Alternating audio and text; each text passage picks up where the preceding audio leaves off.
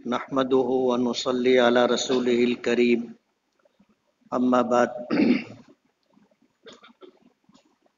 فاعوذ بالله من الشيطان الرجيم لتجدن اشد الناس عداوة للذين آمنوا اليهود والذين اشركوا صدق اللہ العظیم۔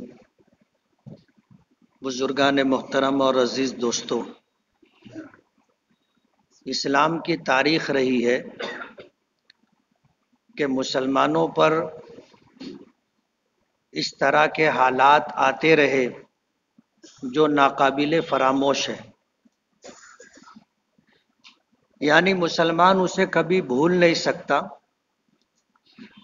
اور مسلمانوں کی ذمہ داری ہے کہ وہ آنے والی نسلوں کو ان ناقابل فراموش واقعات سے آگاہ کرتا رہے۔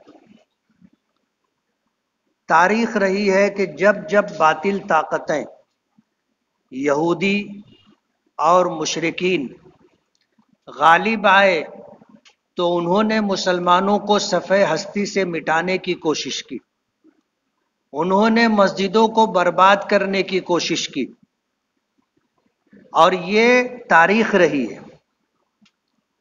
باطل طاقتوں کو اس بات کا پتہ ہے، خوب اچھی طرح جانتے ہیں کہ مسجد مسلمانوں کے لیے اتحاد اور مرکزیت کی جگہ ہے۔ ہماری یہ مسجد صرف عبادت گاہ نہیں ہے کہ ہم آئیں عبادت کریں اور چلے جائیں، بلکہ یہ مسجد ہمارے لیے اتحاد اور مرکزیت کی علامت ہے۔ مسلمان دو موقع پر جمع ہوتا ہے، ایک نماز کے لیے اکٹھا ہوتا ہے اور ایک حج کے لیے اکٹھا ہوتا ہے۔ حج کے لیے سال میں ایک مرتبہ لوگ جمع ہوتے ہیں، لیکن وہ عالمی اجتماع ہوتا ہے، بین الاقوامی اجتماع ہوتا ہے، سال میں ایک مرتبہ۔ لیکن مسلمانوں میں اتحاد اور مرکزیت رہے، اللہ تعالیٰ نے نماز کا فریضہ ہمیں دیا اور نماز با جماعت کا حکم دیا، اور ہمیں اس کی فضیلتیں بتائی، اس کی حکمتیں اور اس کی مصلحتیں بتائی۔ آدمی تنہا نماز پڑھتا ہے اسے ایک نماز کا ثواب ملتا ہے، لیکن اگر وہ نماز جماعت کے ساتھ ادا کرے تو اسے 27 گنا زیادہ ثواب ملتا ہے، 27 درجہ زیادہ ثواب اسے دیا جاتا ہے۔ اور یہ فضیلت اس لیے دی گئی، بتائی گئی۔ کچھ ائمہ ہیں جس میں حضرت امام بخاری رحمت اللہ علیہ بھی ہیں، ان کی رائے یہ ہے کہ نماز با جماعت پڑھنا واجب ہے، اور واجب ہونے کا مطلب یہ ہوا کہ اگر آپ نے نماز جماعت سے نہیں پڑھی تو آپ کا واجب چھوٹ گیا، آپ واجب چھوڑنے کے گنہگار ہوئے، نماز ہو جائے گی، لیکن آپ نے نماز با جماعت نہیں پڑھی تو آپ نے ایک واجب کو ترک کیا ہے، اور واجب چھوڑنے کا آپ پر گناہ ہوگا۔ اگرچہ ائمہ اور علماء کی ایک بڑی جماعت اس کے وجوب کی قائل نہیں ہے، تو نماز کے لیے نماز کا حکم دیا گیا، اور جماعت کا نماز جماعت سے ادا کی جائے اس کے لیے تاکید کی گئی، اور یہ اس لیے کہ مسلمانوں کا اتحاد اور ان کی مرکزیت وجود میں آئے۔ دن میں 5 مرتبہ مسجد میں جمع ہونے کا حکم دیا گیا۔ مؤذن اذان دیتا ہے، وہ کہتا ہے حی علی الصلاۃ، نماز کی طرف آؤ، حی علی الفلاح، کامیابی کی طرف آؤ۔ ان دو جملوں کی گہرائی کا آپ کو اندازہ نہیں ہوگا۔ نماز ایک ایسی عبادت ہے کہ اس سے ہمارا اللہ سے رابطہ اور تعلق ہوتا ہے، یہ بندگی ہے اور ایسی عبادت ہے کہ اس عبادت کی ادائیگی کے موقع پر بندہ اللہ رب العالمین سے جتنا قریب ہوتا ہے اتنا قریب کسی دوسری حالت میں ہوتا ہی نہیں۔ آپ نے دیکھا ہوگا ایک مشہور حدیث جو نماز کے اوقات کے اس پر بورڈ پر لکھی ہوتی ہے کہ الصلاۃ معراج المؤمنین، کہ نماز ایمان والوں کی معراج ہے۔ اللہ کے رسول صلی اللہ علیہ وسلم کو اللہ نے یہ شرف عطا کیا تھا، یہ مقام عطا کیا تھا کہ جب آپ طائف کے سفر میں گئے اور طائف والوں نے آپ کے ساتھ بدسلوکی کی، آپ کے ساتھ ظلم و بربریت کا معاملہ کیا، آپ خون سے لہو لہان ہو گئے اور بہت ٹوٹے ہوئے دل کے ساتھ آپ طائف سے واپس آ رہے۔ قصہ مختصر، آپ مکہ مکرمہ آئے، اللہ پاک نے آپ کو معراج کی دولت عطا فرمائی۔ 1,24,000 کم و بیش انبیاء کرام میں اللہ تعالیٰ نے کسی کو معراج پر نہیں بلایا سوائے ہمارے آقا جناب رسول اللہ صلی اللہ علیہ وسلم کو۔ اور یہ معراج بھی ایسا سفر تھا کہ جو ایک تاریخ ہے، جو اپنے اندر ایک اہمیت اور وزن رکھتا ہے۔ میرا عنوان معراج نہیں ہے، لیکن میں یہ بتانا چاہتا ہوں کہ یہ شرف اور یہ مقام اور یہ دولت اللہ نے صرف نبی کریم صلی اللہ علیہ وسلم کو عطا کی۔ آپ کو مکے سے بیت المقدس لے جایا گیا اور پھر وہاں سے اللہ نے آپ کو عرش پر بلایا، عرش پر آپ تشریف لے گئے۔ جب آپ جا رہے تھے تو مکے سے لے کر کے بیت المقدس تک اور بیت المقدس سے لے کر کے 7 آسمان پار کر کے ایک مقام تک جسے سدرۃ المنتہا کہا جاتا ہے، اس مقام تک جبرائیل آپ کے ہم رکاب تھے، آپ کے ساتھ ساتھ تھے۔ اور جب وہ مقام آیا تو حضرت جبرائیل رک گئے اور اللہ کے رسول صلی اللہ علیہ وسلم سے یہ عرض کیا کہ اب یہ آگے کا سفر آپ کو تنے تنہا کرنا ہے، میں اس مقام سے ایک قدم بھی اگر آگے بڑھوں گا تو اللہ کی تجلی سے میرے پر جل جائیں گے۔ اب یہاں سے تنے تنہا آپ کو جانا ہے۔ اللہ کے رسول صلی اللہ علیہ وسلم آگے بڑھے اور عرش پر گئے، اللہ تعالیٰ سے ہم کلامی ہوئی، اللہ تعالیٰ کو دیکھا نہیں دیکھا اس میں 2 قول ہیں علماء کے، ہمیں اس میں نہیں پڑھنا ہے، لیکن عرش پر اللہ نے آپ کو بلایا اور عرش پر بلا کر کے اللہ تعالیٰ نے بار بار عرش پر آنے جانے کا معاملہ رکھا۔ 50 نمازیں دی، جا کر کم کروائے، دوسری مرتبہ گئے، پھر تیسری مرتبہ گئے، پھر چوتھی مرتبہ گئے، پھر 5ویں مرتبہ گئے۔ مالیگاؤں کے کسی شاعر نے کہا ہے کہ شب اسرا نمازوں کی کمی بیشی بہانہ تھی، خدا خود چاہتا تھا میرا پیارا بار بار آئے۔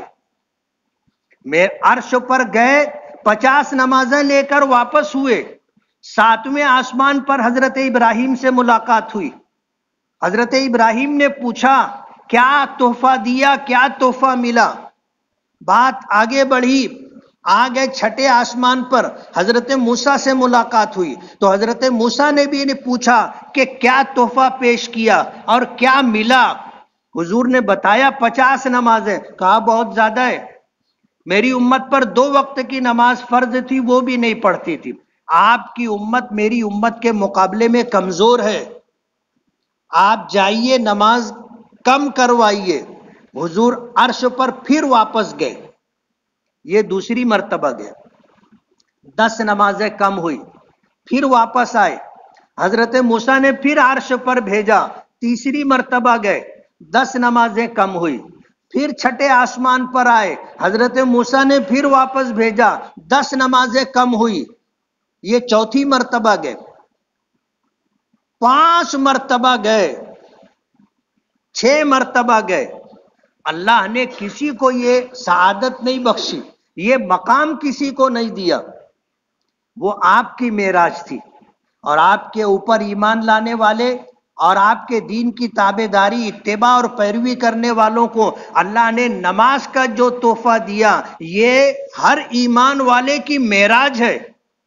نماز کی حالت میں بندہ اللہ سے جتنا قریب ہوتا ہے، پورے 24 گھنٹے میں کوئی حالت ایسی نہیں ہے کہ اس سے زیادہ اللہ سے قریب ہو سکے۔ بعض روایتوں میں آتا ہے کہ جب بندہ سجدہ کرتا ہے تو اس کا سر اللہ کے قدموں میں ہوتا ہے، اس سے زیادہ قربت اور کیا ہوگی؟ تو نماز ہمارے لیے جمع ہونے کا ایک عنوان ہے کہ دن میں 5 مرتبہ مسلمان اکٹھا ہوں، اور اس مقام سے جو پیغام دیا جاتا ہے وہ سماج میں جاتا ہے، ہر مسلمان کے گھر تک پہنچتا ہے۔ ظاہر بات ہے ہر مسلمان پر نماز فرض ہے۔ جب وہ مسجد میں آئے گا اور مسجد سے اس کو جو پیغام دیا جائے گا، یہ پیغام اس کے گھر تک پہنچے گا، اس کے بیوی بچوں تک پہنچے گا۔ تو نماز تنہا پڑھے ایک نماز کا ثواب، لیکن وہی نماز آپ جماعت سے پڑھیں تو 27 گنا ثواب بڑھ جاتا ہے، اور یہی نماز با جماعت مسجد میں ادا کریں تو اس کے اجر و ثواب کی انتہا نہیں ہے۔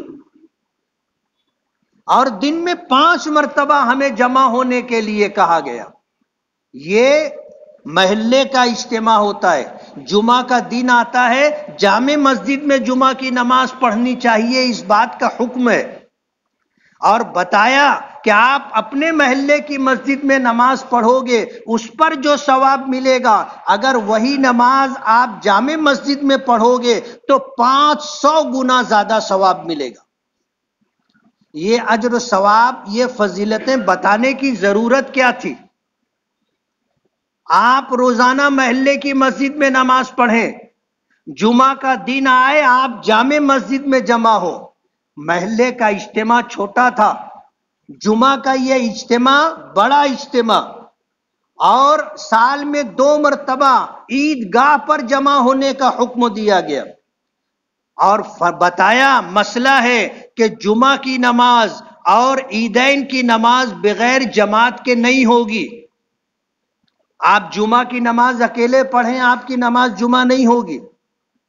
عیدین کی نماز اکیلے پڑھیں، عیدین کی نماز نہیں ہوگی، جماعت شرط ہے اس کے لیے۔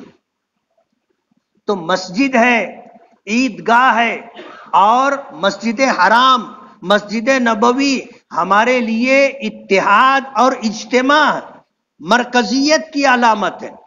باطل طاقتوں کو یہ بات اچھی طرح سمجھتی، یہی وجہ ہے کہ وہ جب کبھی غالب آتے ہیں تو سب سے پہلے مسجدوں کو نشانہ بناتے، اور اس بات کی کوشش کرتے ہیں کہ مسلمانوں کا مسجد سے تعلق نہ رہے، مسلمانوں کا مسجد سے تعلق نہ رہے، اس کے لیے وہ پروگرام بناتے ہیں، اس کے لیے پلاننگ کرتے ہیں۔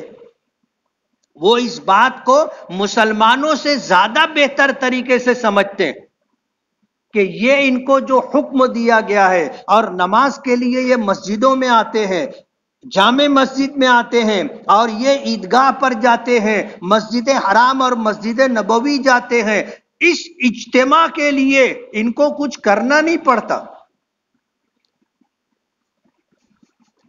دوسری کسی قوم کے پاس ایسے اجتماع کے لیے کوئی پروگرام نہیں۔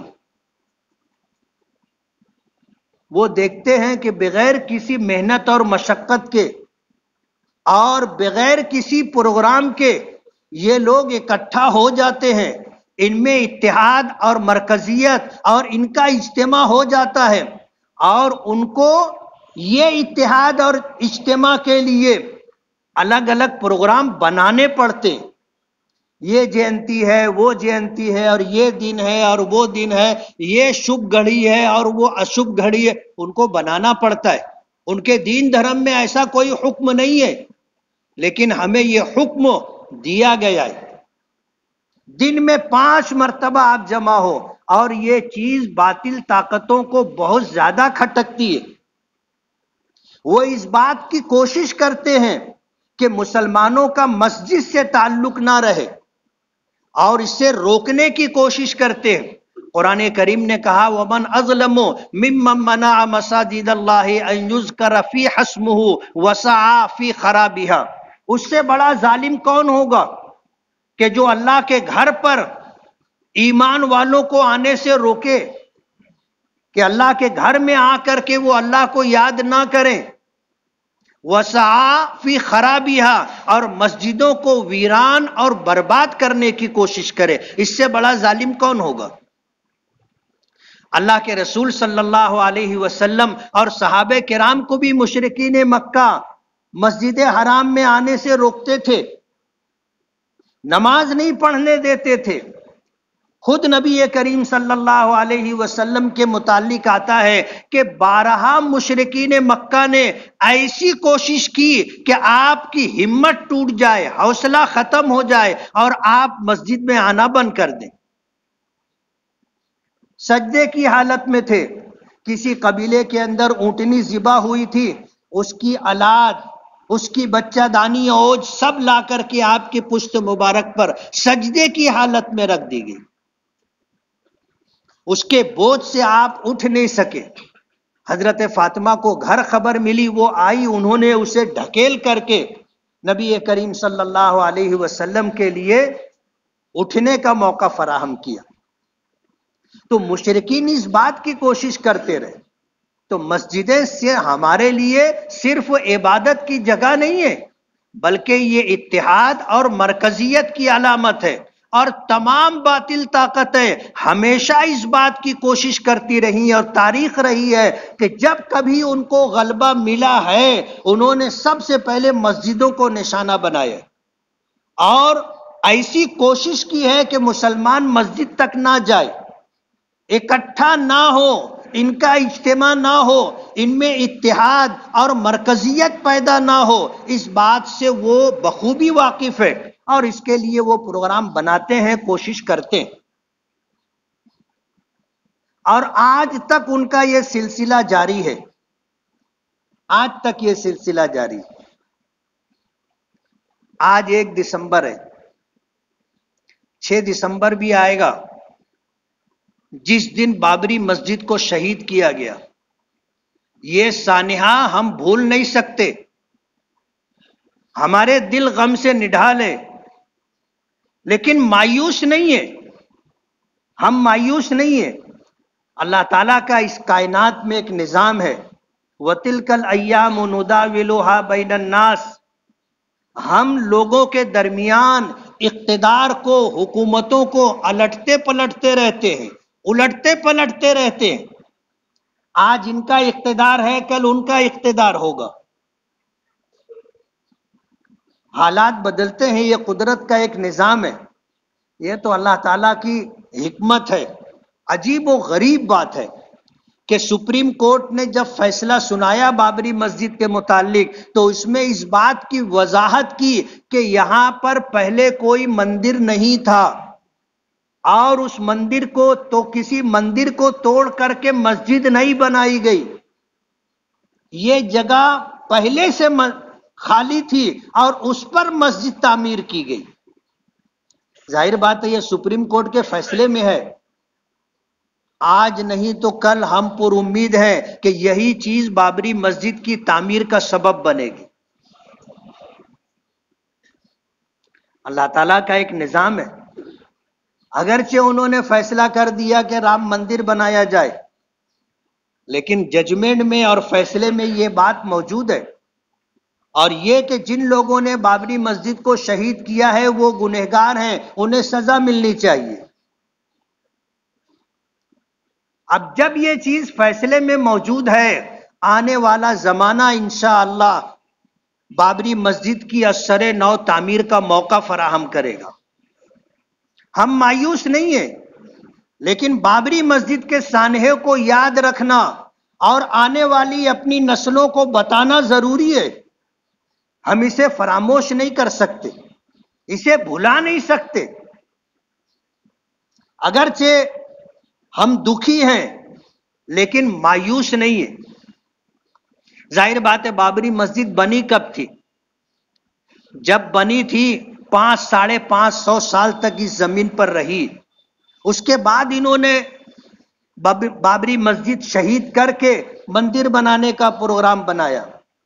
آنے والے دنوں میں صدی، 2 صدی، 5 صدی کے بعد پھر انشاءاللہ مسجد بنے گی. ہم کوئی مایوس نہیں ہے، قدرت کا ایک نظام ہے. کبھی اقتدار میں یہاں مسلمان تھے، آج نہیں ہے. آنے والا وقت ایسا آئے گا کہ پھر مسلمان اقتدار میں آئیں گے. سدا کسی کا عروج اور سدا کسی کا اقتدار نہیں رہتا، یہ قدرت کا نظام ہے. اللہ پاک نے فرمایا وَتِلْكَ الْأَيَّامُ نُدَاوِلُهَا بَيْنَ النَّاسِ.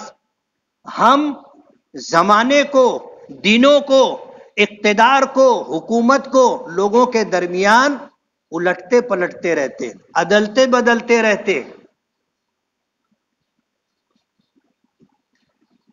مسجد اللہ کا گھر ہے، اور ہماری یہ تاریخ رہی ہے اور ہماری شریعت کا یہ حکم رہا ہے کہ ہم مسجد وہیں بناتے ہیں جو جگہ ہماری ملکیت کی ہو، اور اس جگہ کو ہم مسجد کے لیے وقف کر دیں، یعنی اپنی ملکیت سے نکال کر کے اللہ کی ملکیت میں دے دیں.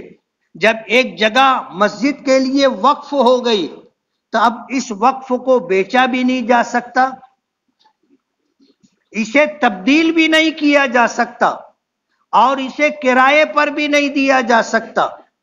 اور جب ایک مرتبہ مسجد کا ڈھانچہ، مسجد کی عمارت بن گئی اور ایک مرتبہ نماز با جماعت ادا کر لی گئی تو یہ جگہ مسجد شرعی ہو گئی اور قیامت تک مسجد رہے گی. قیامت تک مسجد رہے گی. اور میں آج یہاں سے یہ پیغام برادران وطن کو دینا چاہتا ہوں کہ تم ہماری مسجد میں پوجا پاٹ کرو گے. ظاہر بات ہے مسجد عمارت کا نام نہیں ہے. ظاہر بات ہے اگر عمارت کا نام ہوتا تو پہلے پترے کی تھی، پھر پترا ختم کر کے بنائی جاتی ہے، اور پھر ایک وقت آتا ہے لوگ کہتے مسجد پرانی ہو گئی ہے، اس کی عمارت ختم کر کے نئی عمارت بناتے. عمارت کا نام مسجد نہیں ہے، جگہ تبدیل نہیں کی جا سکتی، نہ اس جگہ کو بیچا جا سکتا ہے، نہ اس جگہ کو تبدیل کیا جا سکتا ہے، نہ اسے کرائے پر دیا جا سکتا ہے. جو لوگ بابری مسجد کی جگہ پر جو مندر بنا ہے اس میں اگر پوجا پاٹ کریں گے تو وہ اس بات کو سمجھ لے کہ وہ ہماری مسجد میں پوجا پاٹ کر رہے. آپ کے لیے بھی نئی بات ہوگی. اور یہاں سے یہ پیغام میں برادران وطن کو دینا چاہتا ہوں کہ آپ اس بات کو سمجھ لیں کہ پہلے کبھی وہاں آپ کا مندر نہیں تھا، خالی جگہ تھی. جب میر باقی نے مسجد بنائی اور اس کا نام بابری مسجد رکھا تو وہ اس زمین پر وجود میں آنے والی پہلی عمارت تھی، اور یہ جگہ قیامت تک مسجد رہے گی. قیامت تک مسجد رہے گی. آج اقتدار کے نشے میں اور طاقت کے زوم میں اگر آپ نے مسجد شہید کر دی اور وہاں پر آپ نے مندر بنا لیا، کتنے دن اقتدار تو بدلتا ہے نا، حکومتیں بدلتی ہیں. ہمارا کام یہ ہے کہ اس سانحے کو یاد رکھے، اور ہمارا کام یہ ہے کہ آنے والی اپنی نسلوں کو یہ بات بتاتے رہیں. اس لیے کہ ہم نہیں کر سکے تو آنے والی نسلوں کو یہ کام کرنا ہے، اس لیے ان کو یہ سانحہ بتاتے رہے. یہ ہماری ذمہ داری ہے اور ہم مایوس نہیں ہیں. انقلابات زمانہ اگر آپ تاریخ اٹھا کر کے دیکھو گے تو یہ سب کچھ ہوتا رہا ہے، سب کچھ ہوتا رہا. اور ظلم کی عمر کم ہوتی ہے، انصاف کی عمر لمبی ہوتی ہے، اور انصاف کی خیرات و برکات بہت دور تک جاتی ہے، اور ظلم کی عمر بہت کم ہوتی ہے. کسی نے کہا ہے نا کہ ظلم تو پھر ظلم ہے، بڑھتا ہے تو گھٹ جاتا ہے، خون تو پھر خون ہے، گرتا ہے تو جم جاتا ہے. ظلم کی ٹہنی کبھی پھلتی نہیں، ناؤ کاغذ کی صدا چلتی نہیں، ظلم کی عمر بہت کم ہوتی ہے۔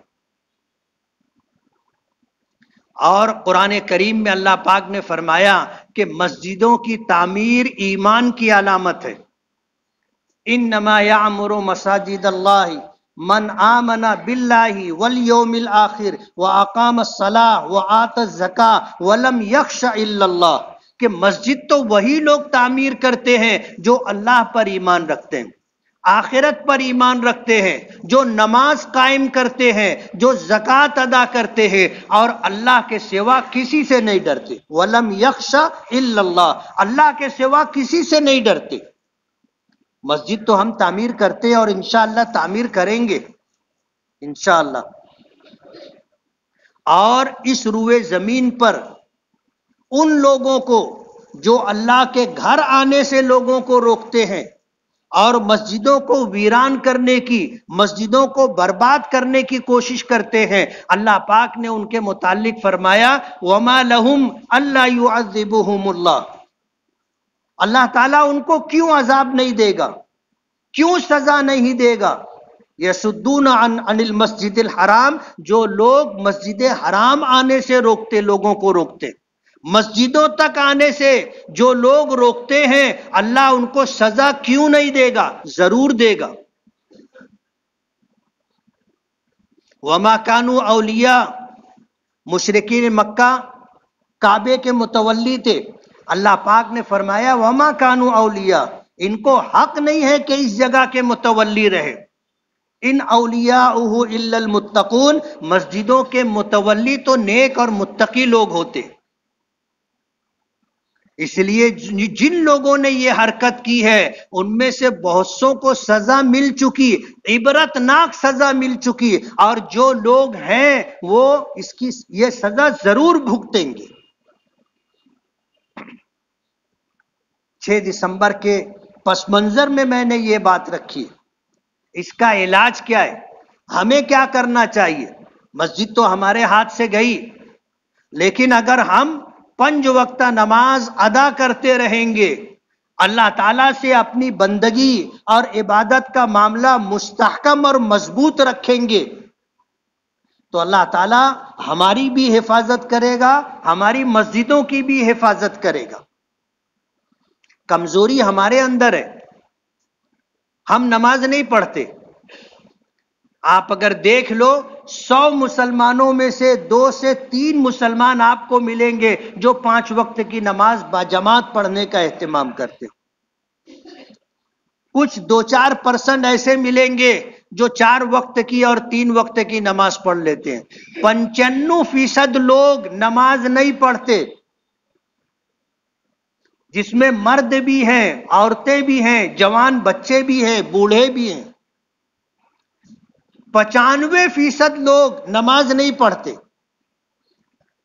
ہم اگر نماز پڑھتے رہیں گے، اللہ تعالیٰ سے اپنی بندگی، اپنی نسبت، اپنا تعلق مضبوط رکھیں گے، تو اس کا اثر یہ ہوگا اور نتیجہ یہ نکلے گا کہ اللہ کی بندگی اور عبادت کی وجہ سے اللہ ہماری حفاظت کرے گا، ہماری مسجدوں کی اور شعائر اسلام کی حفاظت کرے گا۔ یہ ضروری ہے۔ قرآن کریم کی میں نے آیت پڑھی تھی لَتَجِدَنَّ أَشَدَّ النَّاسِ عَدَاوَةً لِلَّذِينَ آمَنُوا الْيَهُودَ وَالَّذِينَ أَشْرَكُوا، اللہ پاک فرماتے ہیں کہ لوگوں میں تم اپنا سب سے زیادہ سخت دشمن جن لوگوں کو پاؤ گے وہ یہودی ہیں اور مشرکین۔ یہ اسلام کے اور مسلمانوں کے سخت دشمن ہیں، ان کے دلوں میں عداوت، ان کے دلوں میں دشمنی کوٹ کوٹ کر بھری ہوئی ہے، اور وہ اس بات کو سمجھتے ہیں کہ مسجد ان کے اتحاد اور ان کی مرکزیت کی جگہ ہے۔ ان کا اس طرح جمع ہونا بغیر کسی محنت اور مشقت کے ہو جاتا، بغیر کسی پروگرام کے ہو جاتا۔ مؤذن کہتا ہے حی علی الصلاۃ حی علی الفلاح، ایک ایمان والا کام چھوڑ کر کے کھڑا ہو جاتا ہے، تیاری کر کے مسجد آ جاتا ہے، اور لوگوں کو ایسا اجتماع کرنے کے لیے 1000 پاپڑ بیلنے پڑتے، وہ اپنے لوگوں کو اکٹھا نہیں کر پاتے۔ اکٹھا کرنے کے لیے ان کے مذہب میں کوئی طریقہ نہیں ہے، ان کو نیا نیا طریقہ ایجاد کرنا پڑتا ہے، اور ہم کو تو اللہ پاک نے جمع ہونے کے لیے نماز دی، حج دیا کہ ہم محلے کا اجتماع کریں، ہم شہر کا اجتماع کریں، جامع مسجد اور عیدین میں ہم اہتمام کے ساتھ پہنچیں، اللہ ہمیں توفیق دے، استطاعت دے، ہم حج کے لیے جائیں، بین الاقوامی عالمی اجتماع۔ اس لیے مسجدوں کو آپ معمولی نہ سمجھیں، اس کی اہمیت ہم سے زیادہ غیر لوگ سمجھتے ہیں۔ یہی وجہ ہے کہ جب کبھی ان کو غلبہ ملتا ہے وہ سب سے پہلے مسجد کو ٹارگٹ کرتے، مسجدوں کو ویران کرنا، مسجدوں کو برباد کرنا، یہ ان کی پلاننگ اور ان کے پروگرام کا ایک حصہ ہوتا ہے۔ ظاہر بات ہے کہ جب ان کا یہ پروگرام ہے تو ہمارا بھی ایک پروگرام ہونا چاہیے جو شریعت نے ہم کو دیا ہے کہ جب مسجد کے میناروں سے آواز آئے حی علی الصلاح حی علی الفلاح، سب کام چھوڑ کر کے مسجد کی طرف آ جائیں۔